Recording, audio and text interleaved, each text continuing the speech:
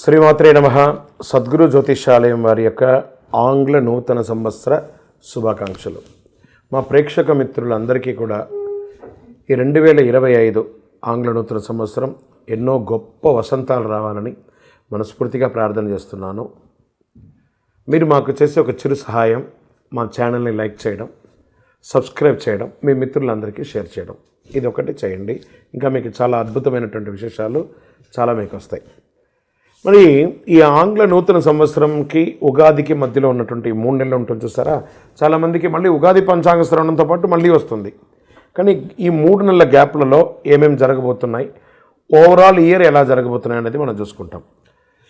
ప్రతి ఒక్కరికి ఒక ఫీలింగ్, ఈ కొత్త సంవత్సరం నాకు ఏం జరగబోతుంది, నేను ఈ సంవత్సరం నాకు వివాహం అవుతుందా, ఉద్యోగం వస్తుందా, నా వ్యాపారం బాగుంటుందా, నా రాజకీయం బాగుంటుందా, నేను ఎలా ఉంటాను అనే ఒక ఆలోచన అంతా కూడా ప్రతి ఒక్కరికి వస్తూ ఉంటుందన్నమాట.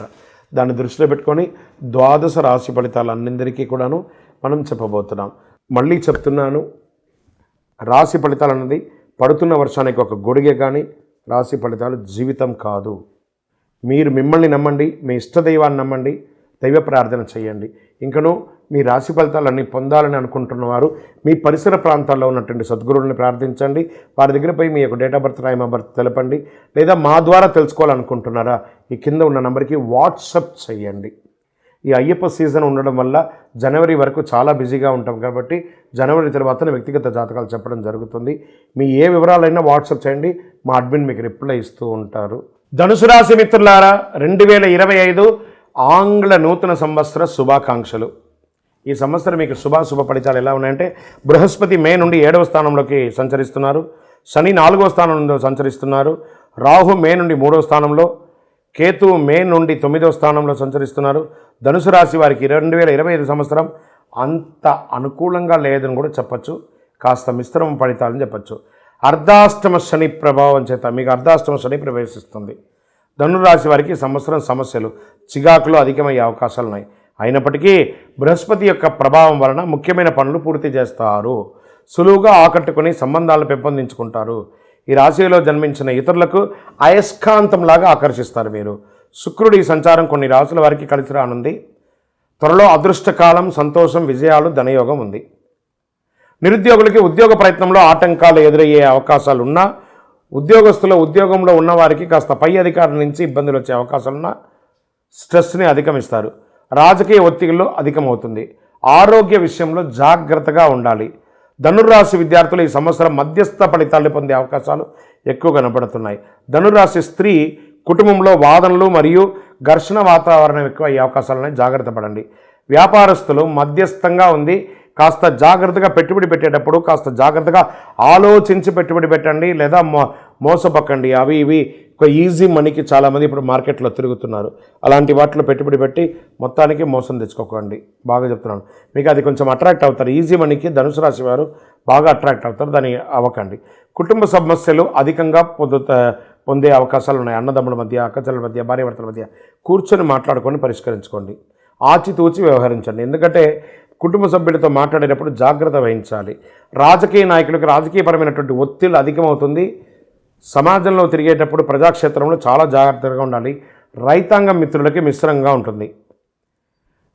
నూతనంగా ఉద్యోగం కోసం ప్రయత్నం చేసే వాళ్ళు కాస్త ఓపిక పట్టాలి. మార్చి తర్వాత కొంచెం అనుకూలంగా ఉంది. మే తర్వాత వివాహం కాని వారికి వివాహాలు వచ్చే అవకాశాలు కనబడుతున్నాయి. ఐటీ రంగం వారికి స్ట్రెస్ విపరీతంగా ఉంటుంది, జాగ్రత్త పడాలి. ఈ మీడియా రంగం వారికి మిశ్రమ ఫలితాలను కూడా చెప్పచ్చు. సర్వీస్ సెక్టార్లో ఉన్న వాళ్ళకి దినదినగండంగా కూడా ఒక్కొక్కసారి ఇబ్బంది పడే అవకాశాలు ఉంటుంది. మీకు ఒక పరిహారంగా దీన్ని చెప్పడం జరుగుతున్నాం. ఒక చిన్న పరిహారం చేయండి, శుభ ఫలితాలు పొందుతారు. శని భగవానునికి, ఎందుకంటే అష్టమ శని ఎంటర్ అయింది కాబట్టి అర్ధాష్టమ శని భగవానునికి తైలాభిషేకం చేయండి. నవగ్రహాలకి 19 ప్రదక్షిణలు ప్రతి శనివారం చేయండి. కాకికి బెల్లం ముక్క పెట్టండి. నువ్వులు దానం ఇవ్వండి. ఎవరైనా పేదవాళ్ళకి చెప్పులు దానం ఇవ్వండి. దక్షిణామూర్తి స్తోత్రం పారాయణం చేయండి. అతి శక్తివంతమైనటువంటి కరుంగాళి మాలను ధరించండి. సకల దోషాలు తొలగి ఆనందంగా, ఆరోగ్యంగా, ఐశ్వర్యంగా ఉంటారు. యాత్ర సమయం ఆసన్నమైంది. మకర సంక్రాంతి సమయం ఆసన్నమైంది. అయ్యప్ప భక్తులందరూ కూడా ఎదురు చూస్తున్నారు, ఎప్పుడురా స్వామివారి యొక్క దివ్య దర్శనం చేయాలని. ఎలా వెళ్ళాలి? భోగికి ముందు చేరాలి, మకర సంక్రాంతి చూడాలి, చాలు చాలు మనకింకా వలదు వలదు ఇక జన్మ. అలా మకర సంక్రాంతి కంటే ముందు, భోగి కంటే ముందు శబరిమలకి వెళ్ళి ఆ మకర సంక్రాంతి చూసి, ఆ తిరువాభరణ చారుత దర్శనాన్ని చూసి, ఆ జ్యోతి దర్శనం చూసి తిరిగి వచ్చేటప్పుడు ఒక్కొక్క ముఖంలో ఆనందం ఉంటుందో చూసారా, ఏదో సాధించాలని ఒక గొప్ప ఆనందం. ఆ ఆనందంతో తిరిగి వచ్చి మళ్ళీ 1 ఇయర్ మీరందరూ కూడా సుఖంగా ఉండాలని మనస్ఫూర్తిగా అయ్యప్ప స్వామి వారిని ప్రార్థన చేస్తున్నాను. అన్ని రకాలైనటువంటి ఏర్పాట్లు తిరువాంకూరు దేవస్వం బోర్డు వారు మీకోసం చేసి పెట్టున్నారు. మంచినీటి వసతులు, బాత్రూమ్ వసతులు, స్నాన ఘట్టాలు, భోజన వసతులు, అన్ని రకాలుగా. పోలీస్ సిబ్బందులు అయితే అద్భుతంగా సర్వీస్ చేస్తున్నారు, ఫైర్ సిబ్బందులు సర్వీస్ చేస్తున్నారు, ఫారెస్ట్ వారు సర్వీస్ చేస్తున్నారు. అక్కడ వాళ్ళు ప్రభుత్వం వారు ఎలా చెప్తే అలా చేయండి, అద్భుతమైనటువంటి యాత్ర చేస్తున్నారండి. ట్రాన్స్పోర్ట్ అయితే అద్భుతంగా చేస్తున్నారు. అన్ని రకాల డోలీ ఉంది, భోజనాలు ఉంది, అన్ని. అయ్యప్ప మీకోసం అనుగ్రహ వర్షాన్ని కురిపించి కూర్చున్నాడు. రండి, నిండు భక్తితో అనుగ్రహం పొంది వెళ్ళండి. శరణమయ్యప్ప.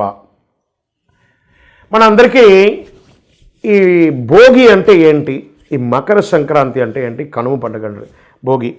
కుటుంబం అంతా కూడా కలిసి పాత చెత్త వస్తువులన్నీ పెట్టుంటాం కదా, వాటన్నిటిని తీసుకుపోయి చక్కగా భోగి మంటలు వేసి ఇంట్లో ఉన్న దారిద్ర్యాన్ని అంతటి కూడా తొలగించి తలంటు స్నానం చేసి చెరుకు గడలు పెట్టి పొంగల్ పెట్టి చక్కగా ఇంటిలిపాలి బంధువర్గాలంతా తీసుకునే ఆ మకర సంక్రమణ రోజు అందరూ బంధుమిత్రులతో కలవడం. వెంటనే రైతులకు పండగైనటువంటి కనుము ఆ యొక్క ఆవులన్నింటినీ కూడాను, ఎద్దులన్నింటినీ కూడా కడిగి చక్కగా ఆ పంద్యాలన్నీ కూడా పెట్టుకోవడం, చాలా అలంకారం చేసుకోవడం, గోవులకు అన్నిటికీ పూజ చేయడం. ఎన్ని రకాల ఈ సంక్రాంతి వచ్చిందంటే అందరూ కూడా సమతుల్యంగా పాటిస్తూ ఇంటిల్లిపాలి ప్రేమగా, ఇంకా హరిదాసులు అద్భుతంగా ఆడవాళ్ళందరూ గొబ్బిలో ఈ మార్గశీర్షం ధనుర్మాసంలో ఈ పేడలో పసుపు పువ్వు పెట్టి గొబ్బిలు పెట్టి ఎంతో అద్భుతం అండి. పల్లెటూరులో పోయి చూడాలి. మా బాల్యంలో అంతా దాన్ని చూసేవాళ్ళం. ఇప్పుడు అన్నీ కూడా పట్టణంలో అవన్నీ మిస్ అయింది. కానీ ఇప్పటికీ కొన్ని జిల్లాల్లో, తూర్పు గోదావరి, పడమర గోదావరి, కృష్ణా జిల్లాల్లో నేను చూస్తున్నాను. ఇటుపక్క డెప్త్గా కొన్ని జిల్లాలకు వెళ్తే ఇటుపక్క తెలంగాణలో మంతని, ఇటుపక్క కరీంనగర్ జిల్లాలో కొన్ని చోట ఇవన్నీ కూడా ఉన్నాయి. కొన్ని చోట చూస్తున్నాయి హరిదాసులు రావడం, ముగ్గు చక్కగా గొబ్బియలో ఊరంతా కూడా సంక్రాంతి ముగ్గు పండుగలో పిల్లలు అయితే చక్కగా పతంగులు ఎగరేయడం. ఇది ఒక సంక్రాంతి అంటే. ఇంటిల్లిపాలి పెద్దవాళ్ళందరూ చిన్నపిల్లలకి మంచి మంచి గిఫ్ట్లు ఇవ్వడము, బట్టలు ఇవ్వడము, చిన్నవాళ్ళందరూ పెద్దవాళ్ళ దగ్గర ఆశీస్సులు పొందడము, ఒక అద్భుతమైనటువంటి మన భారతదేశపు ఆచారాన్ని అద్భుతంగా చూపించే ఒక పండగ ఏదైనా ఉందంటే అది మకర సంక్రాంతి పండుగే. అందరూ కూడా భోగి, మకర సంక్రాంతి, కనుమ శుభాకాంక్షలు, ఆశీర్వాదం. శరణమయ్యప్ప.